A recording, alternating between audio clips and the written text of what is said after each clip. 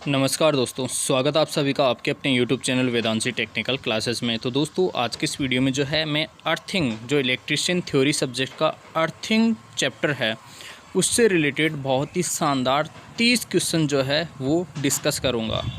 दोस्तों ये जो क्वेश्चंस है आपके ITI एग्ज़ाम्स और साथ ही साथ आपके ITI से रिलेटेड जितने भी टेक्निकल एग्ज़ाम्स हैं उन सभी के लिए बहुत ही ज़्यादा इंपॉर्टेंट है। तो ठीक है दोस्तों, स्टार्ट करते हैं। फर्स्ट क्वेश्चन है, निम्न में से किसी अर्थिंग के लिए कम से कम प्राथमिकता दी जाती है? कम से कम प्राथमिकता किसे दी जाती है? तो दोस्तों यहाँ पे ऑप्शंस दे रखे हैं। इसमें जो है दोस्तों बी ऑप्शन जो है इसका राइट आंसर है, सूखी अर्थ, सूखी मिट्टी। अर्थिंग के लिए सूखी मिट्टी नहीं होनी चाहिए। आप सभी को पता है अर्थिंग के लिए जो है बार बार उसमें पानी डाला जाता है, तो गीली मिट्टी होनी चाहिए। क्वेश्चन नंबर सेकंड जो है दोस्तों एग्ज़ाम की दृष्टि से बहुत ज़्यादा इंपॉर्टेंट है और काफ़ी कंपटीशन एग्ज़ाम में पूछा गया है। अर्थिंग इलेक्ट्रोड को भवन से, अर्थिंग जो इलेक्ट्रोड है, अर्थिंग इलेक्ट्रोड को भवन से कितने मीटर की दूरी के अंतर्गत स्थापित किया जाना चाहिए? तो दोस्तों इसका आंसर आएगा ऑप्शन सी, ऑप्शन से। यहाँ पे अबैसद के रूप में लिखा हुआ है, तो ऑप्शन से जो है 1.5 मीटर भवन से जो है दूरी पे स्थापित करना चाहिए। नेक्स्ट क्वेश्चन नंबर थर्ड है दोस्तों, उपयोग किए जाने वाली लूप अर्थ तार, लूप अर्थ तार खालिस्तान से कम आकार के नहीं होने चाहिए। तो दोस्तों लूप अर्थ तार के लिए जो है 14 SWG या फिर उप परिपथ तार का जो आकार होता है उससे कम नहीं होना चाहिए।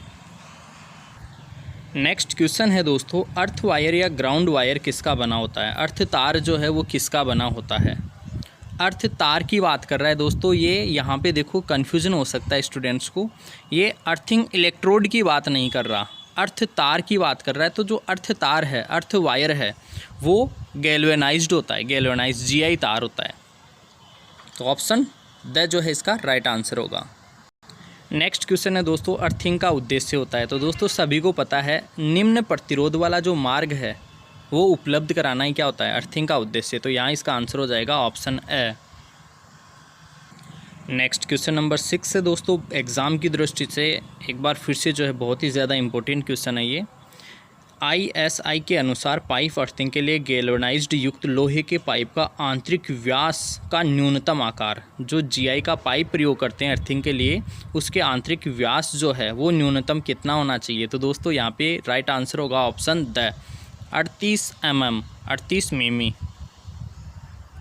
नेक्स्ट क्वेश्चन फिर से एक शानदार क्वेश्चन है दोस्तों, तांबे के अर्थ इलेक्ट्रोड प्लेट की मोटाई खालिस्तान से कम नहीं होनी चाहिए। जो तांबे का अर्थ इलेक्ट्रोड, देखो अभी वो जो पहले क्वेश्चन आया था ना वो था अर्थ वायर का, वो गैल्वेनाइज्ड आयरन का बना होता है।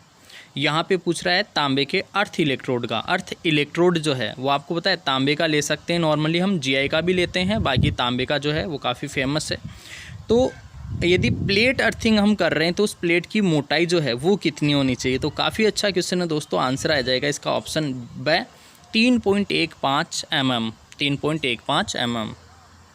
नेक्स्ट क्वेश्चन है दोस्तों, क्वेश्चन नंबर 8, अर्थ इलेक्ट्रोड के प्रतिरोध को खालिस्तान के द्वारा स्वीकार्य स्तर तक कम किया जा सकता है? किसके द्वारा हम जो है इसे कम कर सकते हैं? अर्थ इलेक्ट्रोड का आकार बढ़ाकर, अर्थ इलेक्ट्रोड का आकार घटाकर, अर्थ इलेक्ट्रोड के लिए गार्ड प्रदान करके, और ऑप्शन द है दोस्तों अनेक अर्थ इलेक्ट्रोड को समांतर क्रम में जोड़कर। अब देखो दोस्तों यही क्वेश्चन है ना, जैसे अगर मान लो इसमें ऑप्शन गिवन नहीं है, बाकी आपको मैं बताऊं कि जो अर्थ इलेक्ट्रोड है उसका प्रतिरोध उसमें पानी डालकर, कोयला डालकर, नमक डालकर कम किया जाता है। साथ ही साथ सबसे पॉपुलर और सबसे जो है अधिक प्रयोग करने वाली एक विधि होती है दोस्तों, जिसके अंतर्गत क्या करते हैं, इलेक्ट्रोडों को आपस में समांतर में जोड़ देते हैं। आप सभी को पता होना चाहिए दोस्तों कि यदि प्रतिरोध को हम समांतर में जोड़ें तो जो तुल्य प्रतिरोध है उसका मान कम हो जाता है। तो ठीक उसी प्रकार यदि अर्थ इलेक्ट्रोड को आपस में समांतर में जोड़ देंगे तो उससे क्या होगा, प्रतिरोध जो है, परिणामी प्रतिरोध है, उससे अर्थ इलेक्ट्रोड का वो कम हो जाएगा। राइट, तो यहाँ पे ऑप्शन द जो है वो राइट आंसर होगा। नेक्स्ट क्वेश्चन नंबर 9 है दोस्तों, अर्थिंग युक्त उपकरण को खालिस्तान से बचाता है। यदि अर्थिंग किया हुआ है तो वह उपकरण किससे बचाता है? सरण धारा से, ब्रेकडाउन वोल्टेज से, वज्रपात से, ऑपरेशनल सर्ज वोल्टेज। तो वज्रपात जो है, जैसे वज्रपात अचानक से कोई बिजली वगैरह गिरती है दोस्तों, उससे भी ये बचा देता है। हालांकि ये क्वेश्चन थोड़ा सा स्टैंडर्ड नहीं है, लीकेज धारा से भी बचाता है, साथ ही साथ उपकरण को किससे बचाता है, ये उपकरण के लिए बोल रहा है। देखो दोस्तों लैंग्वेज को समझना, उपकरण को किससे बचाता है? यदि मनुष्य को किससे बचाता है तो मनुष्य को तो जो है लीकेज धारा के झटके से बचाता है, लेकिन उस स्वयं उपकरण, जिस उपकरण की अर्थिंग की हुई है उस उपकरण को वो वज्रपात, जैसे लाइटिंग, आकाश से बिजली गिरती है ना, उससे बचाता है। तो यहाँ पे राइट आंसर हो जाएगा दोस्तों ऑप्शन स। क्वेश्चन नंबर 10 है दोस्तों, काफ़ी बार पूछा गया है कंपटीशन एग्जाम्स में। प्लेट अर्थिंग में प्लेट इलेक्ट्रोड का न्यूनतम आकार, तो प्लेट का न्यूनतम आकार जो है 60 × 60 सेंटीमीटर होता है, ठीक है। क्वेश्चन नंबर 11 है दोस्तों, अर्थिंग क्या है? तो अर्थिंग आप सभी को पता है यार, इलेक्ट्रिकल मशीनों को अर्थ से जोड़ना, ये क्या है? अर्थिंग है। तो ऑप्शन ए राइट आंसर हो जाएगा। नेक्स्ट क्वेश्चन है दोस्तों, एक अर्थ इलेक्ट्रोड क्या है? तो सिंपल सा है, अर्थ इलेक्ट्रोड। ऑप्शन बी जो है इसका राइट आंसर होगा। अर्थिंग के लिए प्रयुक्त मटेरियल, अर्थिंग के लिए जो प्रयुक्त मटेरियल है, जो हम लोग तांबा या फिर GI ले सकते हैं, तो उसी को क्या बोलते हैं? अर्थिंग, अर्थ इलेक्ट्रोड कह देते हैं। क्वेश्चन नंबर 13 है दोस्तों, अर्थ इलेक्ट्रोड खालिस्तान प्रदान करता है। तो अभी हमने पढ़ा था बहुत ही कम प्रतिरोध ये प्रदान करता है, तो ऑप्शन सी जो है इसका राइट आंसर होगा। क्वेश्चन नंबर 14 है दोस्तों, अर्थ इलेक्ट्रोड की स्थिति को कैसे मापा जाता है? अर्थ इलेक्ट्रोड की जो स्थिति है उससे कैसे मापा जाता है? अब यहाँ पे अर्थ इलेक्ट्रोड की स्थिति का मतलब है दोस्तों, उसका जो प्रतिरोध है वो निम्न होना चाहिए। तो निम्न है या उसका प्रतिरोध जो है, आप सभी को पता होना चाहिए दोस्तों कि जो अर्थ इलेक्ट्रोड है उसका प्रतिरोध 1 ओम से कम होना चाहिए। तो 1 ओम से यदि ज़्यादा है तो फिर जो है उसी को चेक करते हैं, मतलब उसका एक तरीके से प्रतिरोध मापा जाता है। तो उसकी स्थिति चेक करने का मतलब है उसका प्रतिरोध चेक करना। तो यहाँ पे राइट आंसर हो जाएगा दोस्तों ऑप्शन ड, प्रतिरोध को माप कर। क्वेश्चन नंबर 15 है दोस्तों, 3 फेज सिस्टम में न्यूट्रल खालिस्तान है। न्यूट्रल खालिस्तान है, न्यूट्रल जो है वो अर्थेड होता है दोस्तों। अर्थेड मतलब अर्थ किया हुआ, ठीक है। 3 फेज सिस्टम का मतलब जैसे स्टार डेल्टा होता है ना, तो डेल्टा में तो क्या होता है? न्यूट्रल होता नहीं है। और जो स्टार होता है उसके अंदर जो मिडिल पॉइंट होता है, जहाँ स्टार में मतलब जहाँ तीनों फेज जो आपस में जुड़ते हैं, आपस में जहाँ जिस पॉइंट में मिलते हैं, तो वो जो स्टार पॉइंट होता है उसी पॉइंट को क्या कर देते हैं हम लोग? अर्थेड करते हैं, मतलब अर्थिंग कर देते हैं उसका। नेक्स्ट है दोस्तों क्वेश्चन नंबर 16, अर्थिंग के बाद इलेक्ट्रिकल मशीनरी के विभिन्न भाग खालिस्तान पर होते हैं। किस पर होते हैं? शून्य पोटेंशियल पर। अर्थिंग कर दिया हमने किसी भी मशीन का, जैसे कूलर वगैरह का, तो उसके जो भाग हैं वो शून्य पोटेंशियल पर हो जाएंगे। आगे से पोटेंशियल आ रहा है और वो जैसे ही हमने उसको अर्थिंग कर दिया मतलब शून्य पोटेंशियल पर वो चले जाते हैं। क्वेश्चन नंबर 17 है दोस्तों, एक सर्किट के विभिन्न भागों का अर्थ पर कनेक्शन 1 है। अर्थ पर कनेक्शन 1 है, बहुत कम प्रतिरोधी। सेम क्वेश्चन है, रिपीट हुआ है दोस्तों। तो अर्थ पर जो कनेक्शन है मतलब एक तरीके से बहुत कम प्रतिरोध। नेक्स्ट क्वेश्चन है दोस्तों, मिट्टी का विशिष्ट प्रतिरोध है, ये से पूछ रहा है। ये मतलब एक तरीके से पूछना चाह रहा है कि जो मिट्टी का विशिष्ट प्रतिरोध है वो किस बात पे निर्भर करता है, ऐसा लगभग ये क्वेश्चन है।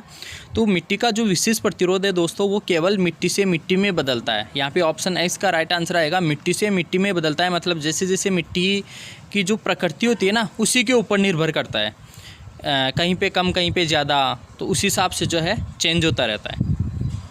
बाकी इसमें ऑप्शन दे रखे थे स्थिर है, तो स्थिर तो रहेगा नहीं दोस्तों, इससे जुड़े सर्किट पे निर्भर नहीं करेगा, आपूर्ति वोल्टेज पे भी निर्भर नहीं करेगा। क्वेश्चन नंबर 19 दोस्तों, बहुत ही अच्छा क्वेश्चन है, अभी पहले भी आया था, वहाँ पे थोड़ा सा आंसर जो है वो सेम ही था हालांकि, लेकिन एक माप उसमें कम थी, यहाँ पे तीनों माप दी हुई है। क्वेश्चन है दोस्तों, क्वेश्चन नंबर 19, GI पृथ्वी प्लेट की विशेषता क्या है? तो GI पृथ्वी प्लेट की जो विशेषता है वो दोस्तों 60 × 60 अभी मैंने बताया था, और आगे भी जो है 6 मिमी, ठीक है, 60-60 6 मिमी, ठीक है। ऑप्शन 22 का राइट आंसर हो जाएगा। क्वेश्चन नंबर 20 है दोस्तों, काफ़ी अच्छा क्वेश्चन है। GI पाइप अर्थिंग के लिए चारकोल नमक की मात्रा कितनी होनी चाहिए? तो दोस्तों इसका राइट आंसर हो जाएगा, दोनों जो है 10-10 किलोग्राम होना चाहिए। चारकोल भी जैसे कोयला भी जो है वो 10 किलो होना चाहिए, तो नमक भी क्या होना चाहिए? 10 किलो होना चाहिए, ठीक है। तो ऑप्शन से इसका राइट आंसर होगा। क्वेश्चन नंबर 21, सर्विस मेंस के लिए कौन सा IE नियम जो है वो लागू होगा? कौन सा IE नियम लागू होगा? तो यहाँ ऑप्शन दे रखे हैं, नियम 30, नियम 33, नियम 77, ये सभी। कौन सा नियम लागू होगा? तो दोस्तों ये इसका राइट आंसर हो जाएगा ये सभी। कुछ क्वेश्चन नंबर दोस्तों 22, इनमें से कौन भूमिगत सर्विसमैन का एक अवगुण है? भूमिगत सर्विसमैन मतलब जैसे भूमिगत केबल होती है ना, अवगुण। बदसूरत ये अवगुण नहीं है दोस्तों, ये तो गुण होता है, खूबसूरत दिखती है, बार बार गलती नहीं होता। महंगा, ये हाँ ये ज़रूर अवगुण है दोस्तों, भूमिगत जो केबलें होती है वो काफ़ी महंगी होती है, तो ये क्या है? अवगुण होता है। तो ऑप्शन से जो इसका राइट आंसर हो जाएगा। क्वेश्चन नंबर 23, भूमिगत सर्विस लाइन। सर्विस लाइन की बात कर रहा है दोस्तों ये। भूमिगत सर्विस लाइन का उपयोग किस सीमा के लिए किया जाता है? सर्विस लाइन दोस्तों होती है जो डिस्ट्रीब्यूटर होता है, जो वितरक होता है, उससे अपने मीटर को जोड़ने वाली जो केबल होती है उसी को बोलते हैं सर्विस लाइन। तो वो जो सर्विस लाइन है वो 25 मीटर से ज़्यादा लंबी नहीं रख सकती। मतलब कहने का ये मतलब है, जैसे जो पोल आ रहे हैं ना अपने बिजली सप्लाई के लिए, वो काफ़ी ज़्यादा दूरी पे नहीं होंगे, वो अपने जो मीटर होगा ना उससे 25 मीटर दूरी पे होगा। उस पोल से जो केबल जोड़ेंगे, उस पोल से मीटर तक जो केबल जोड़ते हैं उसी को हम लोग सर्विस मेन कहते हैं। तो उसकी लंबाई जो है 25 मीटर से ज़्यादा नहीं होनी चाहिए। तो ऑप्शन ए जो इसका राइट आंसर आ जाएगा। नेक्स्ट क्वेश्चन दोस्तों काफ़ी अच्छा क्वेश्चन है। जीआई पाइप का व्यास क्या है जिसके माध्यम से पृथ्वी के तार को बाहर निकालने की आवश्यकता है? जिसके माध्यम से जीआई पाइप लेते हैं, उसके अंदर से जो है एक तार निकाला जाता है, तो उस तार का व्यास कितना होता है? तो इसका राइट आंसर हो जाएगा दोस्तों ऑप्शन ए, 13 मिमी व्यास। नेक्स्ट क्वेश्चन है दोस्तों, बड़े पावर स्टेशनों के लिए अर्थिंग प्रतिरोध का मान क्या होना चाहिए? अर्थिंग प्रतिरोध का मान कितना होना चाहिए? तो दोस्तों देखो, अभी मैंने बताया भी था आप लोगों को कि जो अर्थिंग प्रतिरोध है उसका मान 1 ओम से कम होना चाहिए। अब बड़े पावर स्टेशन के लिए बोल रहा है तो 0.5 ओम या फिर इससे कम, 0.5 ओम या फिर इससे कम। तो कौन सा ऑप्शन सही होगा? ऑप्शन ब। क्वेश्चन नंबर 26 है दोस्तों, ट्रांसमिशन लाइनों द्वारा किस प्रकार के अर्थिंग का उपयोग किया जाता है? ट्रांसमिशन जो लाइन होती है उसके लिए किस प्रकार की अर्थिंग? तो दोस्तों काफ़ी अच्छा क्वेश्चन है, आप लोगों को पता होना चाहिए। जो ट्रांसमिशन लाइनें होती है उनके लिए स्ट्रिप अर्थिंग जो है उसका प्रयोग करते हैं। तो यहाँ पे ऑप्शन से जो है वो आंसर राइट आंसर हो जाएगा इसका, ठीक है। नेक्स्ट क्वेश्चन नंबर दोस्तों 27, क्वेश्चन नंबर 27, स्ट्रिप अर्थिंग के लिए इस्तेमाल की जाने वाली कॉपर स्ट्रिप का साइज़ क्या होता है? स्ट्रिप अर्थिंग अभी मैंने बताया ना कहाँ प्रयोग करते हैं? ट्रांसमिशन लाइनों में। तो जो स्ट्रिप होती है उसका साइज़ कितना होता है? तो इसका राइट आंसर होगा दोस्तों 25 मिमी गुणा 4 मिमी, 25 गुणा 4 और राइट आंसर ऑप्शन ए।